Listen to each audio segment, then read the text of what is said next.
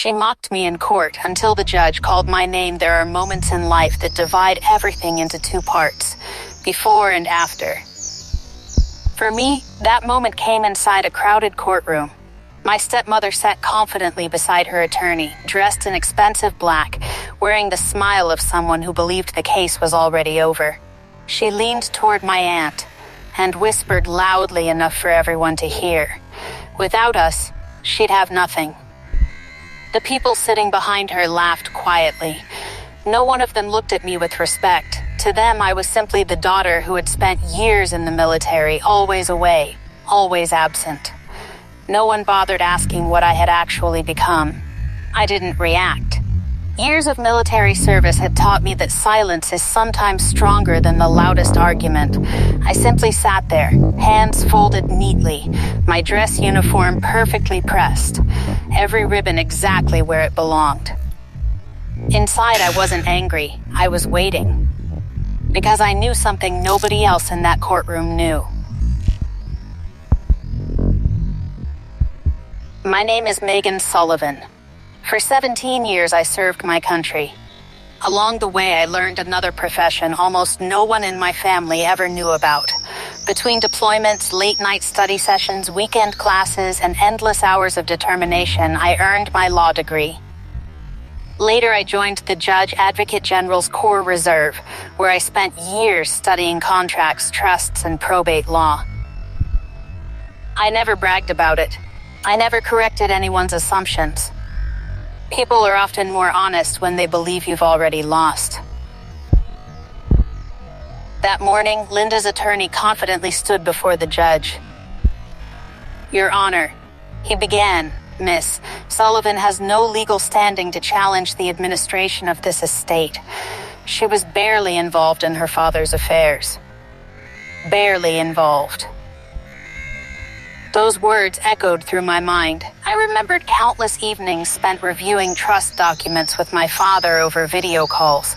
Every amendment, every clause, every revision, I had helped him understand them all. In fact, some of the language inside that trust had been drafted with my own legal advice. But nobody in that room knew that. Not yet. Instead of interrupting, I watched the judge quietly flip through the documents. At first, his expression remained neutral. Then something changed. His eyebrows narrowed. He stopped reading, turned another page, then another. Finally, he looked directly at me. "Major Sullivan," the courtroom became completely silent. Even Linda stopped smiling. I stood. Calm, disciplined, patient, the judge looked back down at the paperwork before speaking again. "There's something here that requires clarification before this court proceeds."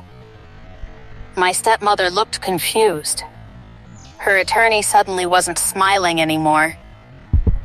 Because hidden inside those documents was a truth neither of them had expected. And in just a few moments, everything they believed about me, everything they believed about this case, was about to fall apart. 3 months before that courtroom hearing, my father was still alive. Every Sunday, no matter where the Army had stationed me, we found time to talk.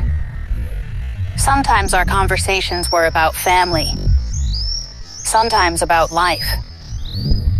But more often than not, we discussed something few people knew. He had trusted me with his estate planning. He believed that protecting a family wasn't just about earning wealth. It was about making sure that wealth couldn't destroy the people left behind. Then, one Tuesday afternoon, everything changed. A phone call, a heart attack, and suddenly, my father was gone. By the time I reached Virginia 2 days later, grief wasn't the only thing waiting for me. The front door of my childhood home wouldn't open. My key no longer fit. A few moments later, Linda opened the door. There were no tears in her eyes, no sign of mourning, only calm confidence. "I changed the locks," she said, "for security." I looked past her, hoping to see the familiar hallway where my father had welcomed me home countless times. Instead, it felt like I was standing outside a stranger's house. I only want a few personal things, I told her quietly. My mother's letters, Dad's journals, a few family photographs. She didn't even hesitate. Everything in this house belongs to me now. The words landed harder than I expected, not because of the property, because of what they meant. 11 years of marriage had somehow erased 36 years of being his daughter. I asked one more time. Just the journals. Just the letters. She crossed her arms. I'll think about it. I knew that wasn't an answer. It was a dismissal.